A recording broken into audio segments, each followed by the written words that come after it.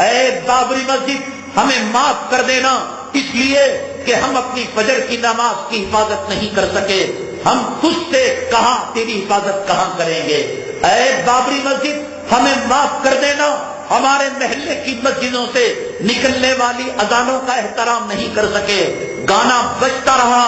Cinema چلتا رہا، match ہوتی رہی، ناچ گانا ہوتا رہا۔ بابری مسجد ہم تجھ سے اذان کے امیدوار کب بنیں گے؟ ہم اپنی مسجدوں کی اذان کی حفاظت نہ کر سکے، اپنی مسجدوں کی مصلی کی حفاظت نہ کر سکے، ممبر کی حفاظت نہ کر سکے، محراب کی حفاظت نہ کر سکے، ہم نے اپنی مسجدوں کو اپنے ہاتھوں سے ڈھایا، اپنی مسجدوں کا قتل کیا، اپنی مسجدوں کا خون کیا۔ انما یعمر مساجد اللہ من آمن باللہ، قرآن یہ کہتا ہے کہ نماز پڑھنا مسجد کی آبادی ہے، نماز پڑھنا تلاوت کرنا مسجد کی آبادی ہے۔ کتنے مسلمان فجر میں الصلاۃ خیر من النوم کی آواز سن کر حالت جنابت میں والی بیوی کو چھوڑ کر مسجد کی طرف رخ کرتے ہیں۔ بابری مسجد ہمیں معاف کرنا، جو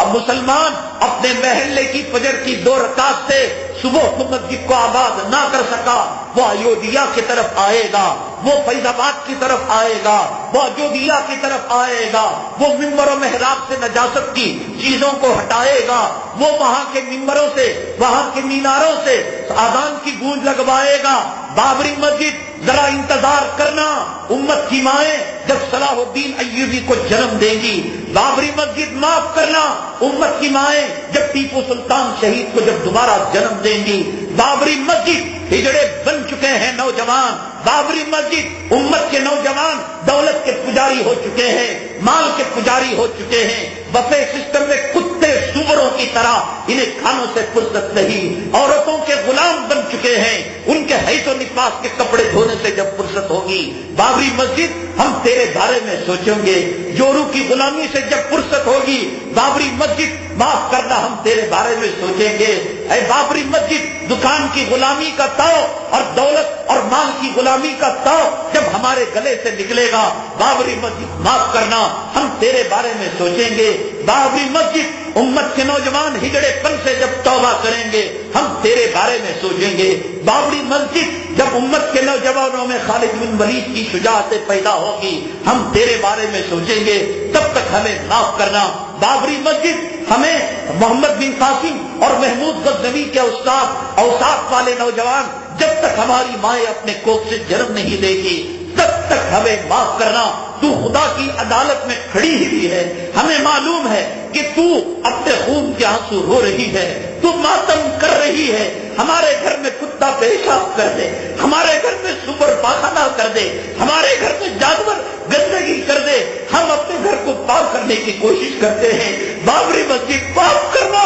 کہ شرک کی نجاست سے تو آلود ہو چکی ہے، کفر کی گندگی سے تو آلود ہو چکی ہے۔ تو خدا سے دعا کرنا ہمارے ہاتھوں میں وہ طاقت دے، ہمارے ہاتھوں میں وہ قوت دے جو خالد بن ولید کی طاقت، جو عمر بن الخطاب کی طاقت، جو حضرت ٹیپو سلطان کی طاقت، حضرت محمود غزنوی کی طاقت، حضرت محمد بن قاسم کی شجاعت کے جذبے ہمارے نوجوانوں کے اندر آ جائے۔ ہمیں کب فرصت ہے دنیا سے، ہمیں کب فرصت ہے زمین کی دلالی سے، ہمیں کب فرصت ہے جورو کے غلاموں سے، ہمیں کب فرصت ہے بابری مسجد تو اللہ کی عدالت میں کھڑے ہو کر، کٹہرے میں کھڑے ہو کر ہم جانتے ہیں ہمارا ایمان ہے، تو رو رہی ہے، تو گڑ گڑا رہی ہے، تو امت کو فریاد کر رہی ہے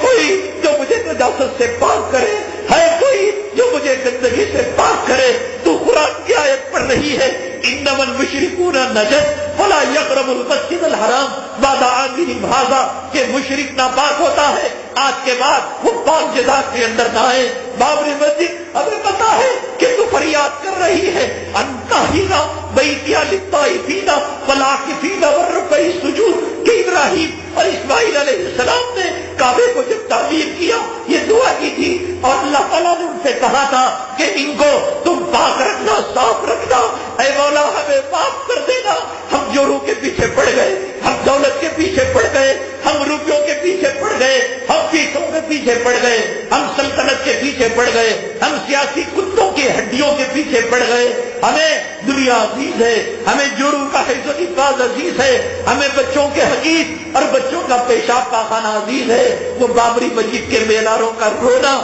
ان کے خون کا آنسو بہانا، اس کا فریاد کرنا آج ہمیں سنائی نہیں دے رہا ہے، بلکہ یہ باتیں کچھ